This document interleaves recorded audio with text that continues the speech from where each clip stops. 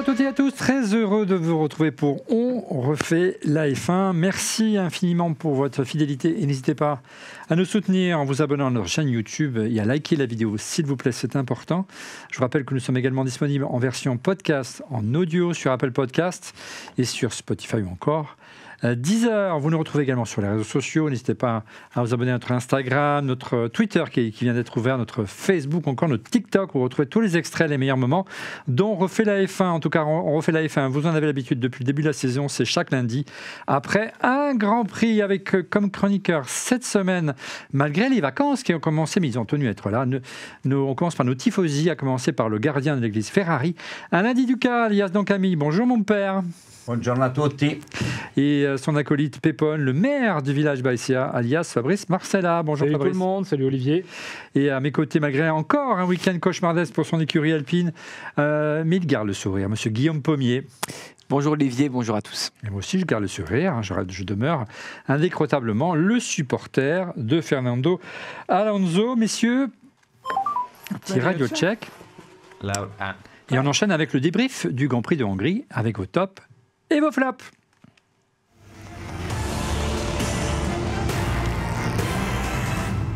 Alors messieurs, McLaren signe une nouvelle victoire avec cette fois-ci la première victoire de Piastri en course. La veille c'était la pole de Norris, donc c'est vraiment un week-end 100% McLaren. Premier doublé en qualification depuis 2012, premier doublé en course depuis 2021. Clairement, McLaren prend le pouvoir. C'est ton top, je crois, Fabrice. Oui, c'est mon top. En fait, ils prennent le pouvoir de façon très progressive depuis quasiment un an. Et puis, je pense qu'il y a eu un fait marquant d'ailleurs au Grand Prix de Miami, où ils ont su exploiter la performance de la voiture. Et ce qui est assez drôle, c'est que je lisais une interview d'Andrea Stella qui disait on ne s'attendait pas à autant de performance, et lui-même a du mal à comprendre comment il y a eu autant de performances, c'était pas complètement anticipé.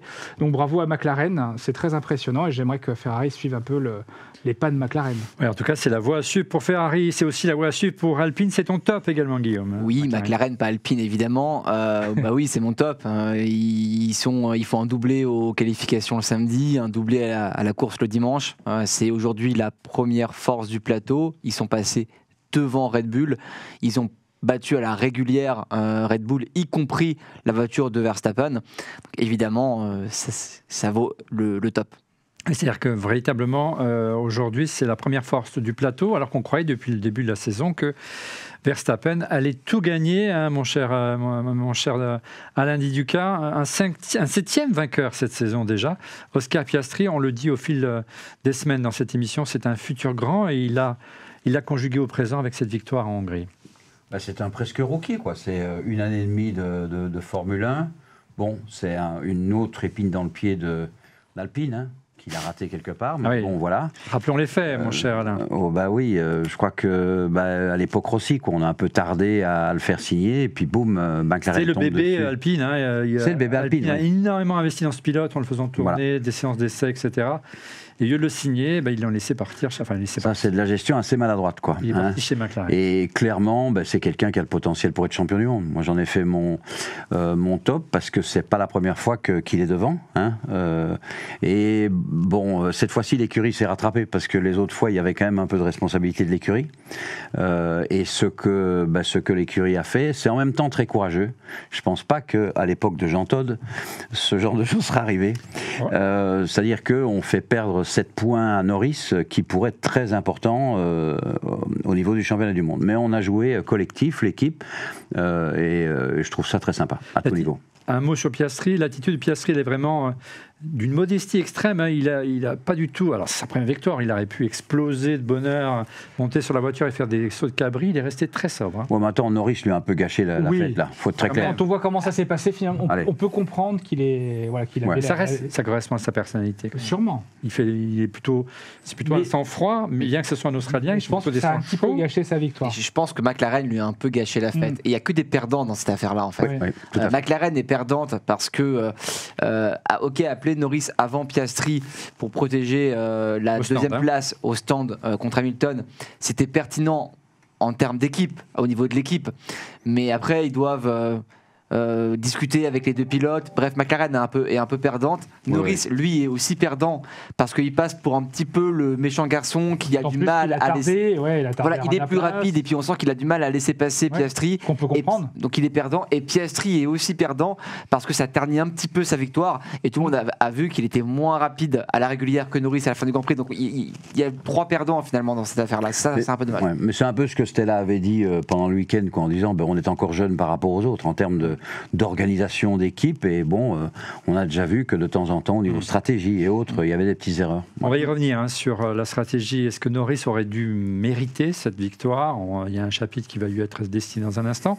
Tout le monde a perdu, peut-être pas Ferrari qui semble quand même aller mieux, même si elle ne brigue pas la victoire pour le moment. 4e et 6e, c'est quand même en progrès par rapport aux 3 derniers Grands Prix qui ont été plutôt catastrophiques, mon cher. J'ai le même étonnement que toi. J'ai l'impression qu'en coulisses, il y a eu un accord, une trêve entre notre chef et Fabrice pour dire non, on arrête de taper sur Ferrari parce que c'est systématique ce que tu fais pour nous énerver. Et là, tu joues l'apaisement. C'est la vérité. Non, mais en fait, tu as mis cette phrase pour nous faire plaisir.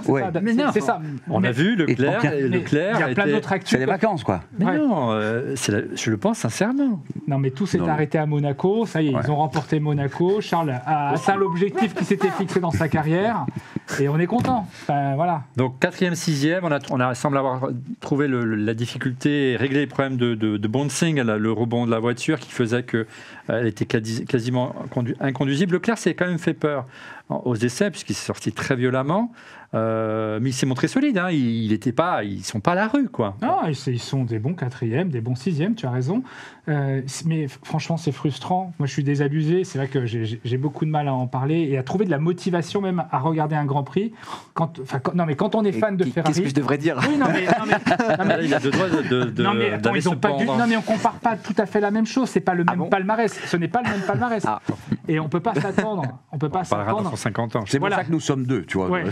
Et bientôt 3. Après 8 ou 9 titres de champion du monde. C'est ce que je veux dire. C'est extrêmement frustrant, franchement. Donc, il faut trouver d'autres motivations. La motivation qui est la nôtre maintenant, c'est de participer. Mais en vrai, Fabrice, ils sont à la F1 et commenter le reste. Fabrice, ils sont à leur place, Ferrari. Oui, ils sont à leur place, mais c'est frustrant. Il y a 2 choses qui sont importantes. Non, ils ne sont pas à leur place. Ils ont régressé. Oui, non, mais voilà. C'était les rivaux numéro 1 de Red Bull. Aujourd'hui, c'est McLaren. Oui, mais et même Mercedes est devant. Et c'est ça, oui. Je dirais pas Mercedes est devant. On va attendre Francorchamps, qui est un tout autre circuit. La semaine prochaine. Et on verra. Mais moi, Fred Vasseur commence à me lasser dans ses commentaires aussi. Il est sympa, mais il faut du temps, les amis. Laissez le temps. En fait, vous avez une course permanente entre les écuries dans le développement, dans les évolutions, et Ferrari est en train de perdre cette bataille contre McLaren, contre Mercedes. Aujourd'hui, c'est la 4e force du plateau. Tu te rends compte? Donc ils sont à leur place. Ils étaient 2e derrière Red Bull à un moment donné, parce qu'ils avaient une belle voiture en début de saison, et puis dans les développements, Non, mais Guillaume, je suis d'accord. Aujourd'hui, je vais te dire là-dessus. Et que tu avais 2 avantages pour Ferrari sur ce week-end. C'est un... Allez, non, mais tu nous coupes sur Ferrari, mais t'es fou. Non, mais on va pas faire un quart d'heure sur Ferrari non plus. Mais tu nous lances, on voulait pas en parler, tu nous lances. Arrête un peu. Vas-y. Et le truc, c'est, Ferrari, il aime les températures élevées, et puis un circuit, ça tourne beaucoup, une ligne droite. Ça pouvait correspondre mieux à Ferrari que ce comme Monaco. On verra. Un petit tourniquet. Un petit tourniquet. On verra à Francorchamps. Ils sont plus à la rue, comme ils l'étaient à Barcelone, au Canada, où j'en passe. Mais on verra s'ils ne sont pas à la rue à Francorchamps. Je pense que le Francorchamps va être super intéressant parce qu'on a quand même 4 écuries qui sont dans la même. Je pense que McLaren sera encore très rapide. Dans une demi-seconde. Ça va, bien aussi. Et vous, ça ne vous intéresse pas de savoir quel est mon top? Alors quel est ton top? Un qui manque pas de beaucoup de voilà, il est super motivé, c'est Sir Lewis Hamilton qui a célébré son 200e podium ce week-end. Et surtout, il est parvenu à maintenir Max, on va en parler dans un instant, pas très loin de ses roues, mais loin du podium. Voilà, ça fait partie de ces catégories de pilotes qui, quoi qu'il arrive, se fait parfois un peu trop bien respecté sur la piste, mais en tout cas, il n'a pas perdu sa motivation et après tant de titres, avoir autant soif, moi, ça m'impose le respect. Oui, ça me rassure également pour l'année prochaine. Non, mais... Oui, parce que dans le dépassement, Leclerc a été un peu tendre. Voilà. Lewis, il a mis sa roue, quoi. Voilà. On passe à vos flops, on commence avec toi, Guillaume. Ça va être très surprenant encore une fois. C'est Alpine mon flop. Je n'ai pas grand chose à dire. Ça a été encore un cauchemar tout le week-end. C'est une saison cauchemardesque quand même. C'est une saison difficile. La performance était pas top ce week-end et en plus de ça, il y a une stratégie qui est cataclysmique. Donc je vais rappeler un petit peu ce qui s'est passé en qualification. Il y a une piste qui est séchante après le drapeau rouge lié au crash, je pense, de Pérez en Q1. Et puis, est-ce qu'on va en parler de Pérez? Les deux Alpines étaient qualifiées dans les 15 premiers. Et Alpine a fait le choix de laisser les voitures au garage en pensant que la piste n'était pas suffisamment rapide pour que les personnes derrière améliorent. Pas de chance pour Alpine. Ça a beaucoup amélioré derrière. On s'est retrouvé aux 2 dernières places. L'excuse qui a été donnée par Alpine, c'est qu'il n'y avait plus qu'un train de soft et qu'ils voulaient le garder pour la Q2. Encore faut-il y aller en Q2. Oui. Donc on s'est fait... voilà, on l'a eu bien comme il fallait pour rester poli. Et il est mauvaise. Hein. La stratégie, et d'ailleurs Gasly et Ocon, en sortant de la voiture, ça pique un peu. ont critiqué gentiment, mais ont reconnu que l'équipe avait fait une erreur. Les propos étaient assez Bruno durs. Famin aussi, hein. Il a carrément. Vous confirmez, c'est votre flop à toi aussi? Pareil. Et la course aussi. Et la course était tellement neutre. Je vous le dis juste rapidement. Gasly abandon, fuite hydraulique, encore une fois, donc pas de fiabilité. Coup sur coup. Et Ocon, stratégie mauvaise, il s'arrête rapidement, il est dernier, il remonte pas. Enfin, franchement, il n'y a rien qui allait, quoi. Donc Ami, tu confirmes, c'est ton flop Alpine? Pareil, mais je ne vais pas jeter de l'huile sur le feu ou tirer sur l'ambulance. Concrètement, ça commence à devenir long la saison et ça commence à devenir compliqué pour Bruno Famin. On n'a pas Eric cette semaine qu'on salue et qu'on embrasse de sud de la France, mais voilà, ça commence à se tendre un petit peu. Puis on sent que l'ami Flavio, je pense qu'il ne va pas laisser la place très longtemps, hein, libre, si place libre il y a. Il se croit investi de tous les pouvoirs là maintenant. Hein. C'est ce qu'il a déclaré à la RAI il n'y a pas très longtemps. Oui. J'ai plein pouvoir de Luca De Meo. Voilà. La RAI, c'est la télévision italienne, donc voilà. Ça n'arrive pas en France, donc c'est pour ça, mais on a réussi à avoir l'info. Voilà, ça me serait tardé. Bah, au moins, on ne pourra pas faire pire. De toute manière. Non. Après, c'est Grand Prix par Grand Prix. Hein. Parfois, on a un peu mieux que prévu. Non, ce qui est préoccupant, c'est qu'il n'y a pas d'évolution. Il n'y a plus d'évolution depuis 3 ou 4 Grands Prix. On a un déficit sur le moteur, on le sait depuis. Non, mais quand même. Voilà. On peut quand même faire. On regarde le. À Spa, ça va être difficile aussi. Parce qu'a fait Red Bull ce week-end avec la voiture qui a été transformée en manière incroyable. Le problème, c'est que Alpine, il y a beaucoup, et Eric le dirait aussi, c'est qu'il y a beaucoup d'instabilité en coulisses au niveau de l'équipe. Il y a un turnover des ingénieurs, il y a un turnover aussi au niveau des postes dans le management, dans le top management, et c'est pas comme ça en Formule 1 qu'on tire le plus de vitesse de la voiture. Donc tant qu'on n'aura pas stabilisé l'équipe, on pourra pas être rapide. Et je suis malheureusement très craintif aussi pour 2025. Il faudra attendre 2026. Espérons qu'on aura une bonne voiture, bien née, et qui pourra lutter pour les podiums. Ah, c'est bon, Flavio Grator aura 76 ans. Bref, c'est vrai en plus. Ton flop, Fabrice, moi. Non, je cherche le mot. Donc Camille, non, Pépin. Voilà, c'est dur pour moi. C'est la fin de la saison. Je ferai un. Ne confonds pas notre Sainte Mère l'Église avec le Parti communiste italien, s'il te plaît. La traite ferait bien aussi Olivier, pas qu'Alpine. Allez, allons-y. Il y avait marqué Alain Di Luca sur le. Ouais, c'est pas grave. Il a été troublé. Bon, ouais. Non, mon flop, c'est Max Verstappen. Ça fait 3 Grands Prix où il est chahuté. On sent qu'il commence à craquer. Il y a eu beaucoup de messages radio un peu agressifs. On sent qu'il est agacé par son équipe. Il fait aussi pas mal d'erreurs. On en reparlera, je crois, tout à l'heure. Donc, je ne vais pas trop développer, trop dévoiler les échanges qu'on aura tout à l'heure. Mais mon flop, c'est Mad Max. Ouais. On va en parler longuement de Mad Max dans un instant. Mon flop de mon côté, on en parlait tout à l'heure, la stratégie de McLaren qui s'est un petit peu tirée dans le pied avec la gestion des arrêts au stand et l'undercut d'ordinaire. Et c'est le pilote en tête qui s'arrête, pas chez McLaren, hein, c'est le deuxième pilote. Et effectivement, l'undercut a marché pour Norris qui a pris la tête. Et après, derrière, pendant 20 ou 30 tours, ils ont intimé l'ordre à Norris de laisser la place. Mais il se tire une balle dans le pied, encore une fois.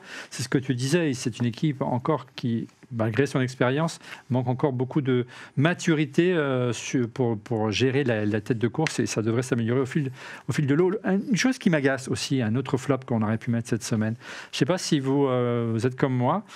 Moi, généralement, à part les 4 premiers tours, il ne se passe rien durant le Grand Prix jusqu'à la mi-course, voire le dernier tiers de course. Gestion des pneus, et les Grands Prix sont chiants à mourir.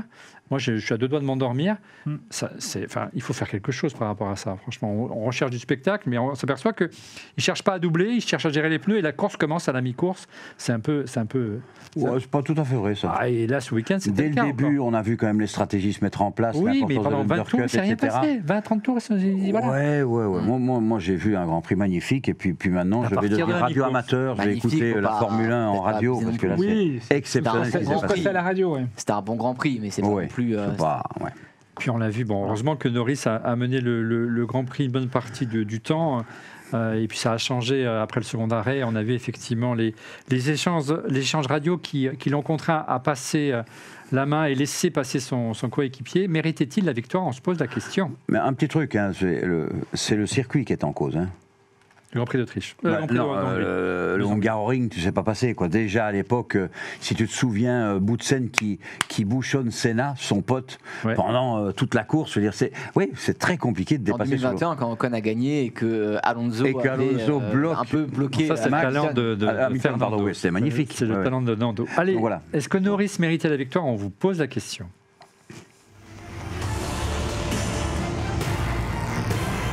Alors, je ne sais pas s'il méritait la victoire, mais une chose est sûre, il était le plus rapide ce week-end, de loin. Il a signé la pole devant son coéquipier, Piastri.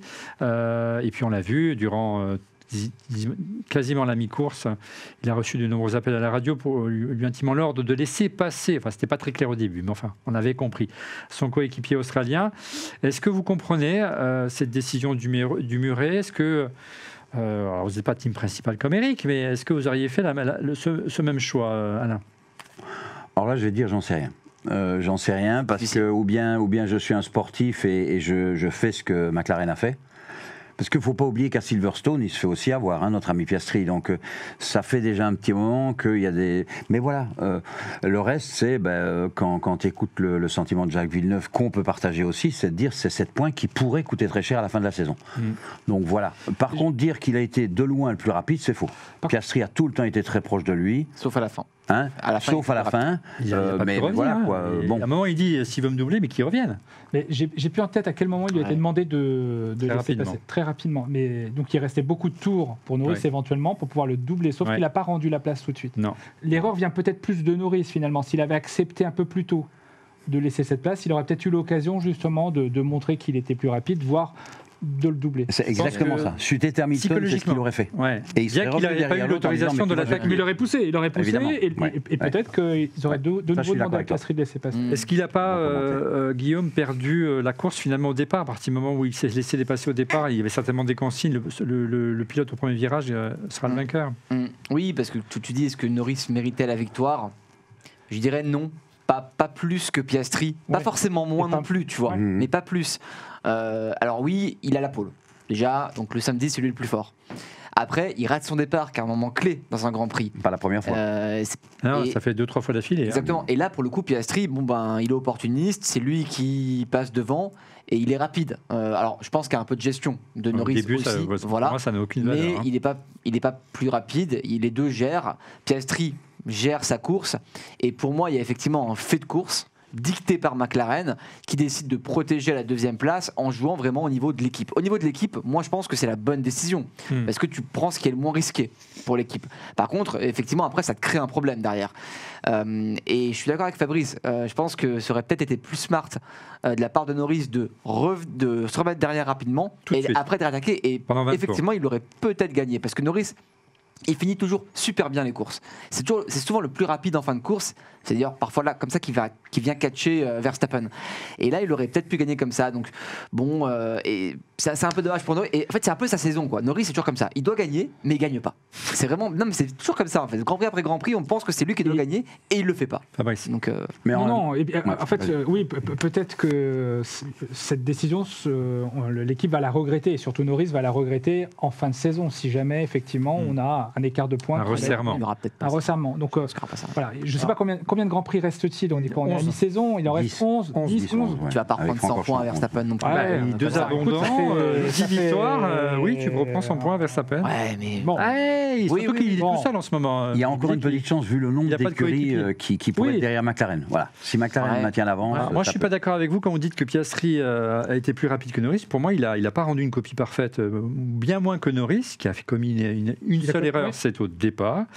Il a commis notamment une grosse faute en course, ce qui a permis d'ailleurs à Norris de revenir Mhm. et à combler l'écart. Et finalement, à ce que l'undercut ne fonctionne pas en faveur, Ouais, il fonctionne de- mieux en sa faveur.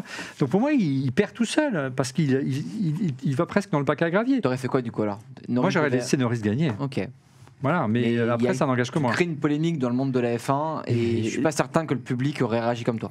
Mais c'est un rookie. Combien de temps il a attendu Norris pour Et je pense même que Norris, gagner. qui a une bonne image, un peu friendly Oui. et tout. Ah ouais. Elle a été un peu écorchée, là, d'ailleurs. Ouais, mais Elle justement, est- je pense que c'est bien parce que s'il va gagner comme ça, au niveau de son image sur le grand public, Ouais.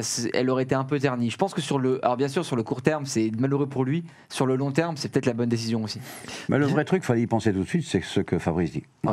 laisser passer de suite. De suite, ouais. Alors, Il avait le temps, il avait le temps de revenir, il avait le temps. Oui.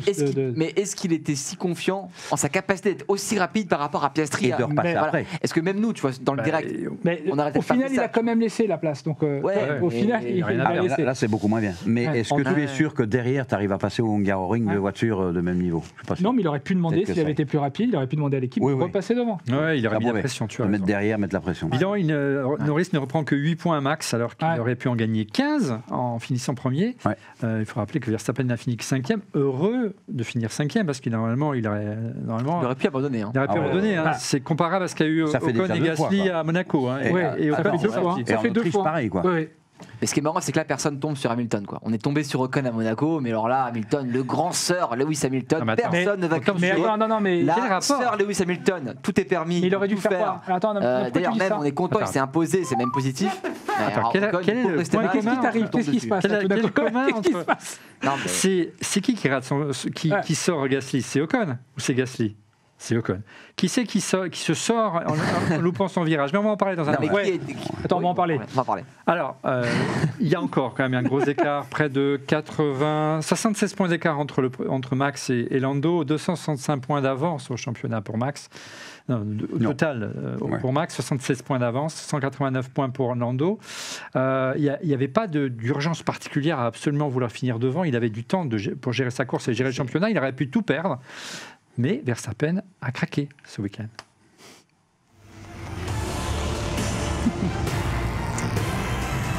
Alors, c'est la célèbre marque d'horlogerie Tag qui disait du temps de Senna, Don't crack under pressure. Eh ben, exceptionnellement, le triple champion du monde n'a fini que 5e et il a craqué sous la pression. Il a commis une, voire, allez, on peut dire 2 fautes.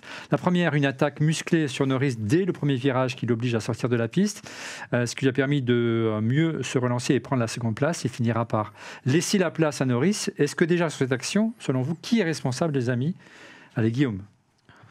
Ah, c'est compliqué. Oui, je pense que c'est Verstappen qui est responsable. Enfin, Norris, il a sa trajectoire, il n'y a pas d'écart.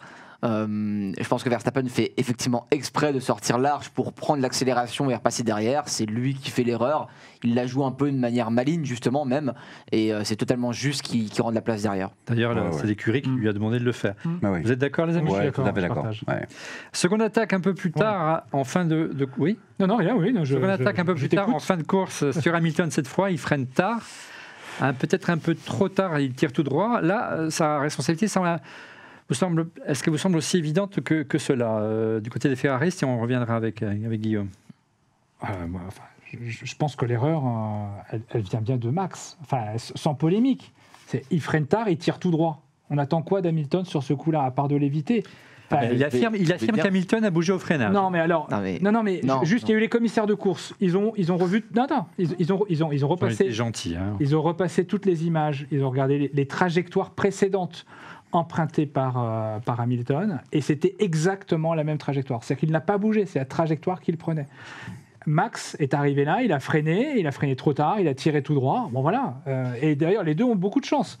Ils ont eu beaucoup de chance. Il aurait pu faire perdre la course à Hamilton. Donc, Camille. Moi, je vais dire des choses que j'ai déjà dites avant. Point 1, quand on en est là, les deux savent exactement ce qu'ils font. Oui. Donc, Max, il sait très bien qu'il freine trop tard et que si Lewis abdique, il va aller à gauche et il va se faire avoir. Ouais.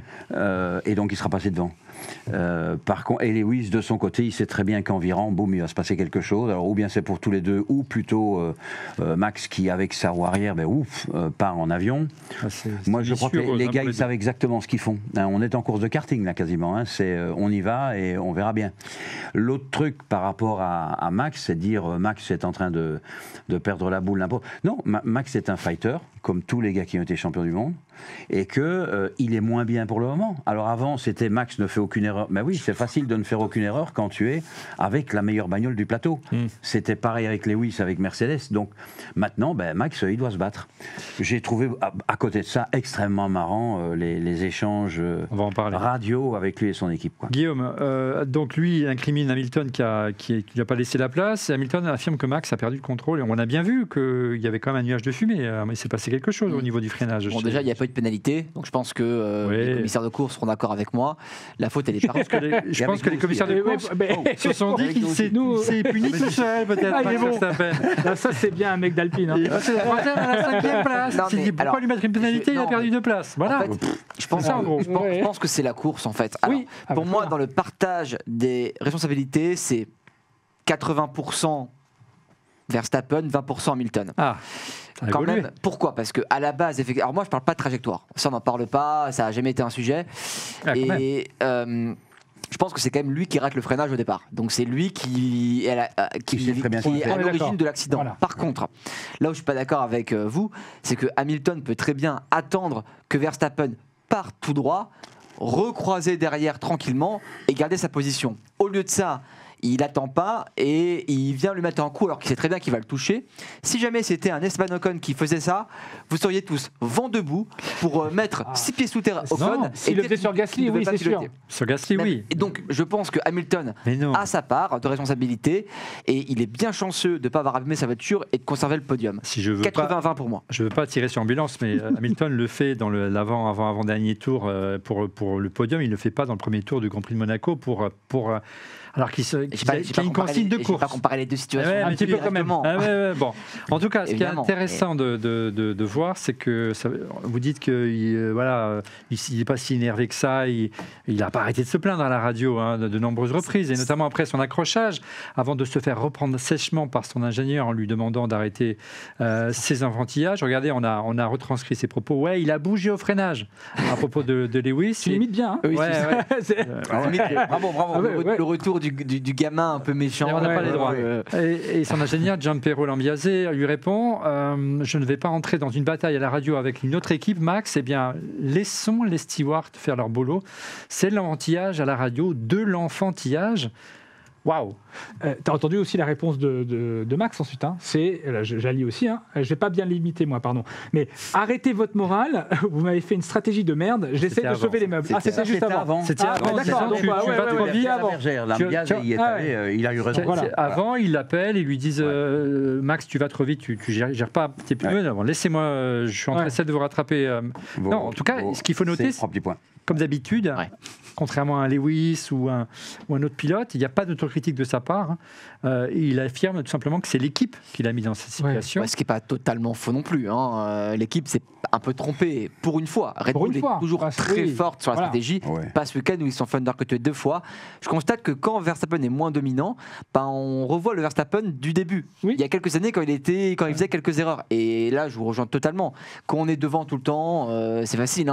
C'est plus facile de faire 0 faute. Là, il est plus devant, il a plus la meilleure voiture, donc il doit fighter et il n'a plus l'habitude de ça, donc forcément. Alors, il est un peu énervé. Est-ce que vous pensez que ça va s'envenimer, ça va ça va créer vraiment une tension supplémentaire au sein d'une écurie? On sait que depuis le début de la saison n'est pas épargné. On sait que notamment Mercedes est à l'affût, il n'attend que ça, les amis. Ça peut. Non, j'y crois pas, moi. Ça peut, parce que le complot Marco-Yos contre Horner continue.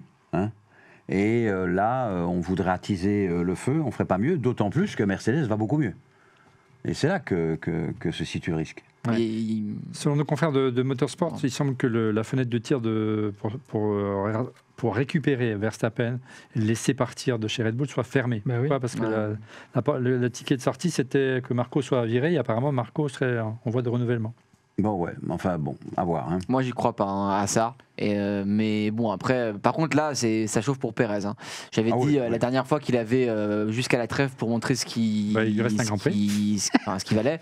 Alors, pour le coup, il a fait une très bonne course.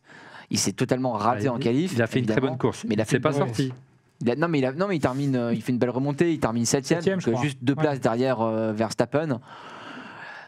Bon, on verra à Spa, quoi. En tout cas, l'équipe a fait le maximum comme elle le fait et peut-être même déployé une énergie folle avec ce nouveau concept qui a encore été mis en place, presque de 0 ponton et qui est vraiment extrême au niveau du capot moteur. C'est vrai qu'elle ne pouvait pas malgré tout gagner à la régulière, c'est Red Bull, mais on sent l'équipe a vraiment donné son maximum pour Verstappen. Ok, il y a eu une erreur de stratégie et ils se sont laissés faire l'undercut par McLaren et par Ferrari, mais on l'a senti hyper énervé, très remonté envers son écurie et envers la stratégie. À un moment donné, il faudrait quand même qu'il apprenne à mettre un peu de l'eau dans son vin, ce pilote. Faut le dire, il y a de l'ingratitude dans ses propos. Red Bull lui offre la meilleure voiture du plateau depuis quasiment 3 ans. Ouais. Ici, là, tout raflé ces 2 dernières années, c'est en grande partie grâce à Red Bull. Bien sûr, il y a son talent aussi, évidemment. Évidemment, on le voit par rapport à Pérez. Mais quand t'es le meilleur pilote du plateau sans la meilleure voiture, tu gagnes pas en Formule 1, c'est comme ça. Ou tu gagnes très difficilement. Lui, c'est un très bon pilote et il a la meilleure voiture. Il devrait remercier Red Bull qui peut se tromper, comme lui. Ça arrive de faire une erreur. Et effectivement, je trouve ses propos ingrats et vraiment non déplacés. En tout cas, il ne pouvait pas prétendre mieux qu'au podium. Red Bull, donc, il ne domine plus pour le moment, menacé au championnat constructeur face à McLaren qui a encore 51 points de retard sur Red Bull. Et tu le disais, Guillaume, c'est un vrai problème parce qu'il est tout seul. Verstappen, Pérez, aujourd'hui, rapporte peu ou quasiment aucun point. Ils font pas le plein de points effectivement à chacune des courses. Déjà, là, ils ont eu quelques points effectivement en étant 7e, mais ça faisait longtemps que ça s'était pas produit. Et c'est sûr que, et d'ailleurs, ça fait partie de l'agacement et de l'énervement peut-être aussi de Max, qui revendique le fait d'avoir quand même un coéquipier qui l'aide davantage qu'aujourd'hui. C'est vrai qu'avant, il n'en avait pas besoin. Il voulait aussi garder Pérez. Oui, bien sûr. Oui. Il voudrait Pérez derrière, mais juste derrière. Juste derrière, oui. Tu peux pas. C'est un pilote qui pourrait lui faire de l'ombre, en clair. Ouais. Mais je crois que Max n'est pas qu'un gras. C'est quelqu'un qui manque totalement d'éducation. Il n'y a qu'à voir son père. C'est tout. Eh bien, je vous propose qu'on enchaîne avec le quiz F1. Il va ? Le quiz F1, comme chaque semaine, vous le savez, dans cette émission, une petite section de culture générale, 4 questions, 4 affirmations, 4 indices pour détecter un pilote, une écurie. Et comme chaque semaine, pour vous mettre sur la voie, c'est une écurie. Ce sont des questions liées au Grand Prix de Hongrie exclusivement. Je cherche mes questions, elles sont là. Les voilà. Ne te trompe pas comme la fois dernière. Non, c'est bien. C'était la dernière fois de Hongrie. Donc, je vous rappelle le principe. 4 questions, et si vous répondez mal, vous êtes éliminé, et si vous répondez d'emblée, vous avez 4 points, deuxième question 3 points, 2 points, et ainsi de suite. Monsieur, est-ce que vous êtes prêt ? On est prêt. Allez, on est.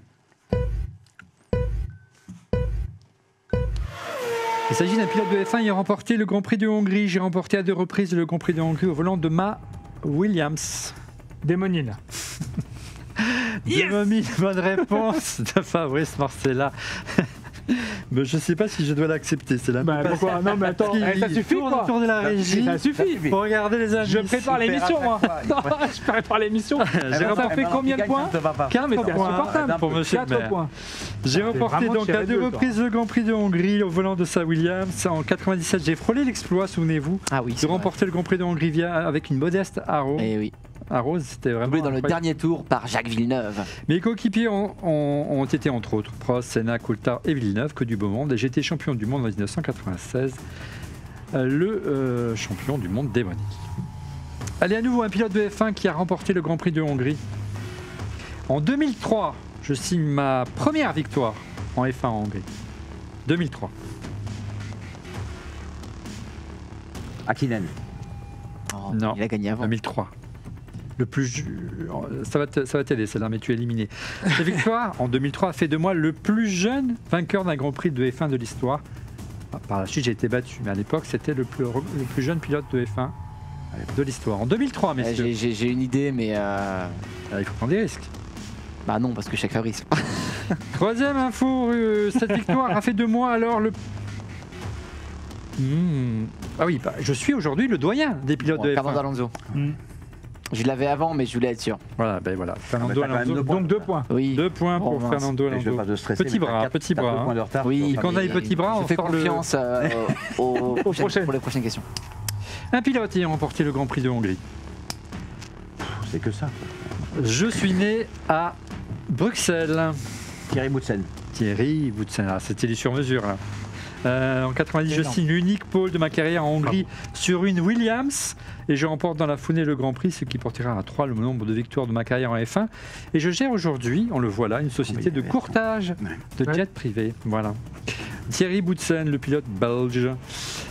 Un pilote ayant remporté le Grand Prix de Hongrie à nouveau. Au niveau des scores, ça fait quoi? 6 points pour Guillaume, 4 pour Fabrice. 6 points pour Guillaume? Non, je ne crois pas. Non, Guillaume, il en a que 2. C'est 4-4 de l'autre côté. C'est quoi ce truc? Autant pour moi. Allez, je vais les faire moi. Vous inquiétez Fabrice pas, je vais 4, remonter.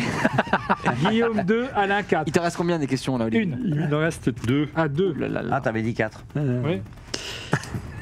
Un pilote ayant remporté le Grand Prix de Hongrie. Attention, monsieur, question de rapidité. Mon agent est Toto Wolff. Hamilton. Toto Wolff, Hamilton. Perdu. Mon agent est Toto Wolff, j'ai remporté le Grand Prix de Hongrie. Ocon. Oui, tout à fait, oui. Ocon, bravo. 3, hein, c'est ça? C'est 3 points. Non, 4. 4 points. Mais non, il a déjà répondu. Non. Ah ben non. Non. Non. On est à la première question, c'est 4. Il faudrait que tu revoies le règlement là. Attends. Et Esteban Non, Ocon. mais t'as pas déjà répondu? Ah non, pardon, j'ai loupé une question alors là. Ok, J'ai débuté ma carrière. Bravo. Allez, C'est on Alain se qui va calme. gagner. J'ai débuté ma carrière Bravo. F1 chez Manor. J'ai été Bravo. détecté par un certain Et je te rajoute 1 point en plus. Éric Bouillet qui n'est pas là cette Allez, semaine. 5. Et j'ai signé en Hongrie la dernière victoire là d'un là. pilote français en F1. Allez, dernière Et question. puis vous avez vu cette semaine, il a reçu son Alpine, Eh oui. avec laquelle il a remporté le Grand Prix. Un beau gâteau que lui a fait son écurie, comme quoi tu vois, il est quand même apprécié dans son écurie. Bah, il Regarde, le mérite. Sortie, ça s'appelle. Il le mérite bien. il le mérite. Bon, je pense que c'était dans son contrat. mais Alonso bon. n'a pas gagné lors de son passage chez Alpine. Ocon, oui. Voilà, il semblerait que l'année prochaine, il aille plutôt du côté de Haas, on en croit le confrère de Canal+. On en saura plus dans les semaines qui viennent. Il l'a mauvaise. Allez, un nouveau pilote ayant remporté le Grand Prix de Hongrie. Bah, décidément. Alors, j'ai remporté le Grand Prix de Hongrie à 2 reprises, en 2006 et en 2011, pour 4 points. Oui, j'ai une idée. Ouais, mais là, il faut prendre des risques, sinon tu as perdu, mon pépère. Jenson Button. Et c'est Jenson Button, bravo. Oh là là là là. Ah, sur le fil. Il doit avoir un chat de pizza Ça fait intégré. au moins 6 ou 7 pilotes là. Ma victoire en 2011. Et je pense que c'était sa première en 2006, si je m'abuse. Ouais, c'est ça. Ouais. Ma première victoire en 2006 et la première de ma carrière alors que j'étais chez Honda. J'ai bravo. couru 17 saisons F1 et j'étais champion du monde en 2009. Donc ça me donne quoi les amis? Alors, Ouais, mais- Guillaume, 6 points. Alain, 8 points. Ouais, il a gagné. Et moi, 4 points. Ah bah, écoutez, c'est pas mal, bravo monsieur Camille. Je suis devant Eric. Pour une fois. Allez, on enchaîne avec la Minute Insta.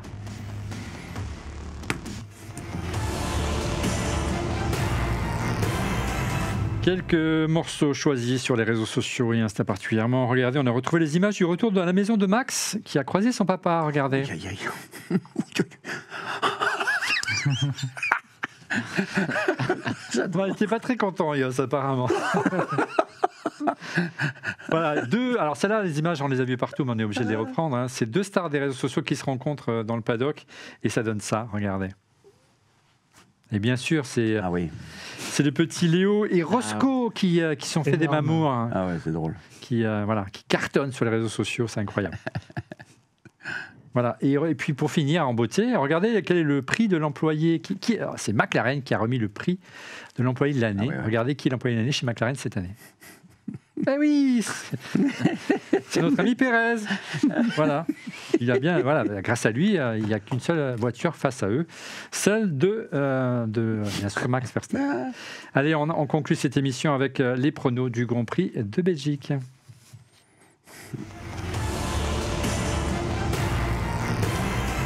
Alors, avant de vous demander de vous mouiller, de donner vos pronos pour le prochain Grand Prix, on revient sur vos pronostics d'il y a 15 jours.